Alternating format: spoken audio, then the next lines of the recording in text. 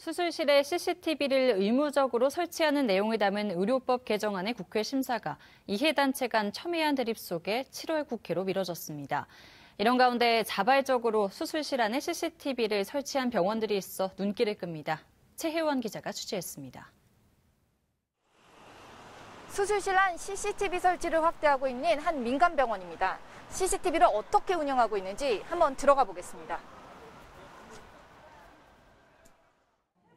로봇 인공관절 수술이 진행 중인 한 수술실. 환자 보호자는 5층이나 떨어져 있지만 실시간으로 수술 상황을 확인할 수 있습니다. 수술실 안에 설치된 CCTV 덕분입니다. 밖에서 초조하게 기다리는 일이 직접 눈으로 확인하는 게 오히려 더 좋은 점도 있는 것 같고, 몰라서 이제 홈페이지에 들어갔는데 그 CCTV를 오픈한다는 게 딱 첫 화면에 뜨더라고요. 그래서 네, 신뢰감이 갑자기 높아져서 이제 병원을 선택하게 된 계기가 됐어요. 수술 영상은 지정된 장소에서 보호자 한 명만 볼 수 있습니다. 수술 상황은 실시간 중계와 동시에 녹화되며 녹화된 영상은 한 달 동안 보관됩니다. 수술 영상 유출을 막기 위해 소수 의료진만 CCTV 장치에 접근할 수 있고, 장치 인근에는 관리 감독을 위한 CCTV도 설치됐습니다. 이 병원은 지난 10일 부평 지점 6개 수술실에 CCTV를 설치했고, 그제부터는 목동 지점 8개 수술실까지 CCTV를 더 운영하고 있습니다. 결국은 이제 환자를 잘 낫게 해주는 게 병원과 의사의 존재 이유인데, 환자가 불신을 통해서 병원과 의사의 존재 가치가 떨어지니까 이걸 극복하고자 이 CCTV를 필요하다 해서 도입하게 됐고, 공공병원인 경기도 의료원 산하 6개 병원 역시 2년 전부터 모든 수술실에 CCTV를 설치한 상태입니다.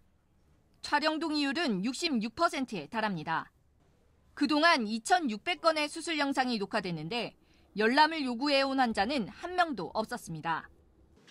일부 병원들은 이처럼 수술실 CCTV를 설치하고 있지만 법으로 의무화할지를 놓고는 논란이 많습니다. 6년째 관련 법안은 국회를 통과하지 못했고, 오늘 열렸던 국회 보건복지위원회에서도 관련 법 논의를 7월로 미뤘습니다. 이번 21대 국회에서 발의된 수술실 CCTV 설치 관련 법안은 모두 3건. 주요 쟁점은 3가지로 추릴 수 있습니다. 첫째는 CCTV 설치를 모든 병원에 의무화할지 여부입니다. CCTV를 수술실 안과 입구 중 어디에 설치할지도 쟁점입니다. 환자단체는 수술실 안에 의무적으로 CCTV를 달아야 한다는 입장이지만, 의료계는 수술실 입구 설치만 찬성하고 있습니다.